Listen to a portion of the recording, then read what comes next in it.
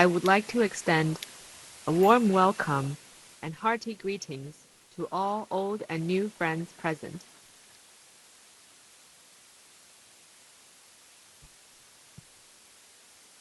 As the world's first import expo held at the national level,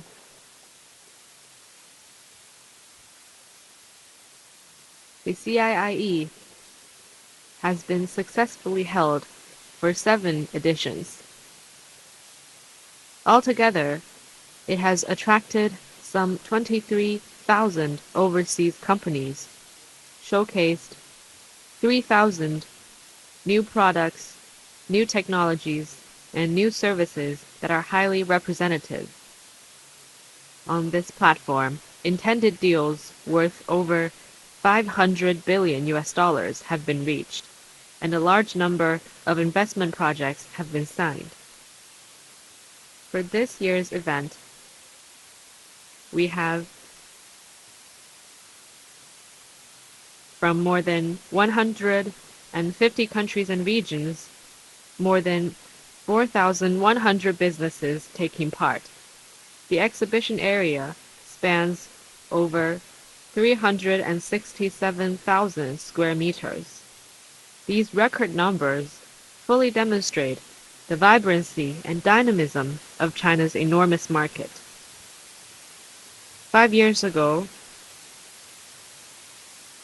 in Shanghai, at the celebration of the 30th anniversary of the development and opening up of Pudong, President Xi Jinping noted that the Chinese economy is like an ocean, and so is the world economy.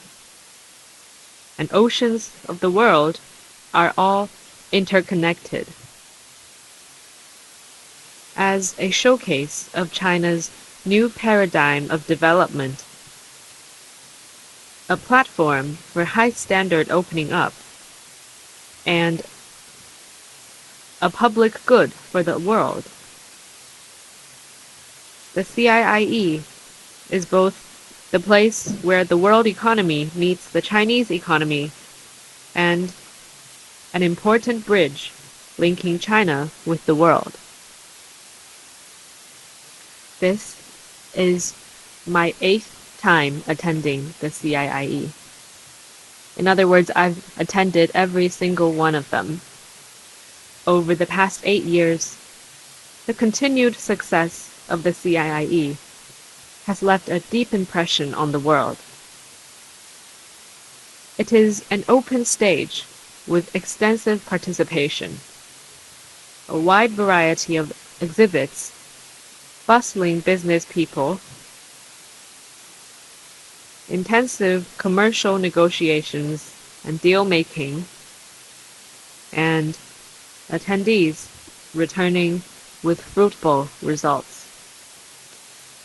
As a Chinese saying goes, those who benefit all will be supported by all.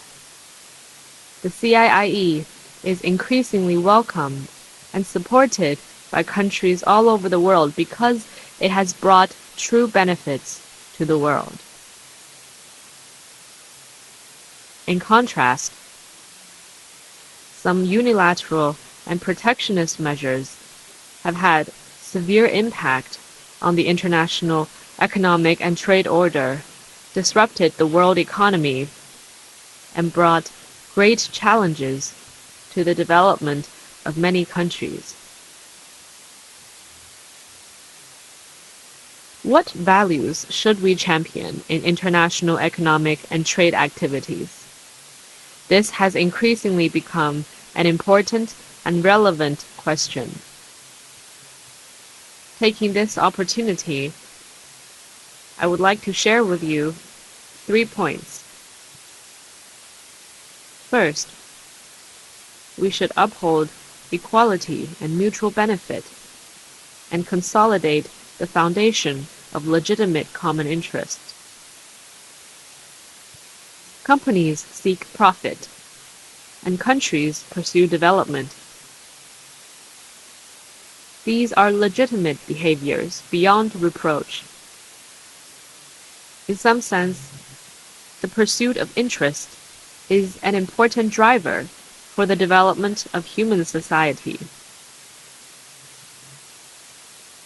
But only on the basis of mutual benefit can cooperation be more sustainable and stable.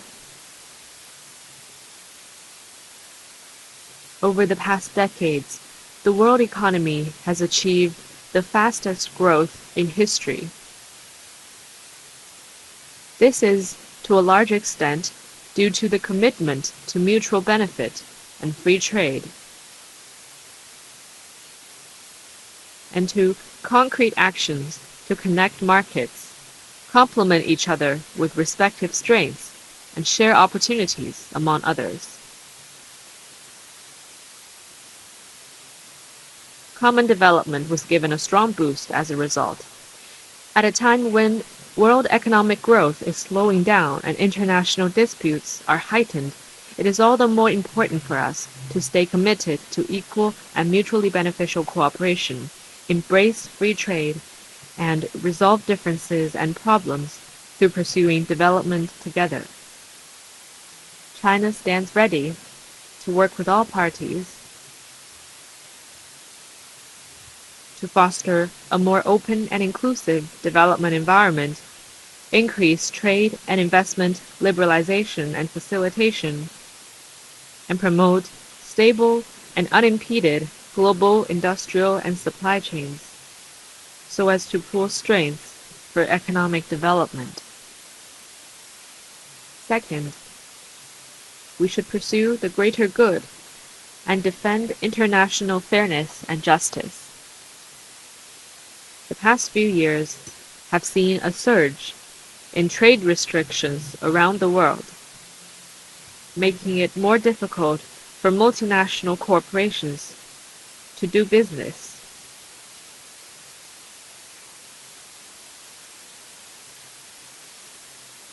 And harming the interests of many countries, especially those in the developing world. This is largely a result of zero-sum mindset that only puts one's own interests first and overlooks the greater good. The Chinese people always stress that a gentleman should pursue his wealth through honorable means. In a world where the future of all countries is closely interlinked, stability and sustainable development of any particular country cannot be achieved by seeking unilateral wins or gaining at the expense of others. Instead, countries need to balance their own interests with the greater good and, when needed, prioritize the latter over the former. This requires the broad-mindedness and a sense of responsibility to put the general welfare of the international community first. Only when all its members help each other and pull together can the world family embrace a bright future full of hope. Even as the market is becoming a scarce resource in the last few years, China remains committed to expanding import with an open and inclusive mindset, and sharing with the rest of the world China's immense market. This in itself is an example of how China cares about the greater good and shoulders its responsibilities. China is ready to work with all sides to strengthen solidarity and collaboration, reject bloc confrontation, and strive for more inclusive and balanced development that benefits all. Third, we should advance governance reform and improve the system of international trade rules. The Chinese people always say that it takes good rules to make good outcomes. Without a fair and effective governance system, it will be hard for the global economy and trade to enjoy steady development, and for countries to have their legitimate rights and interests protected.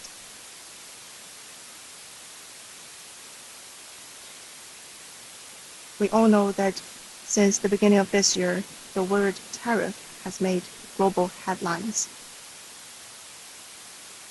a raft of measures have been taken to sever supply chains or erect barriers. This has seriously undermined international trade rules and disrupted the operation of companies globally. In this context, it is particularly imperative and urgent for us to strengthen global economic governance and improve the system of relevant rules. In September this year, President Xi Jinping put forth the Global Governance Initiative, GGI, an initiative that provides important guidance for improving global economic governance. China will work with all sides to actively put the GGI into practice in international trade. With a commitment to multilateralism and basic norms governing international relations, we will work to reform the global economic and trading system, improve the WTO-centered multilateral trading system, and make trade rules fairer, more reasonable, and transparent so that they will serve common development.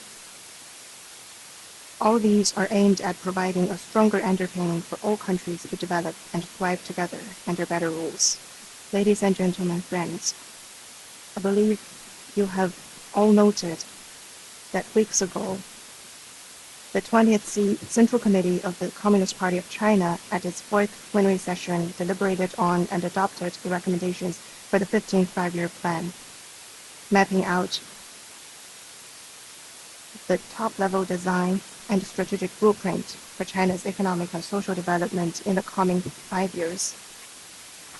For China, making and executing plans is an important experience for economic and social development. And this plenary session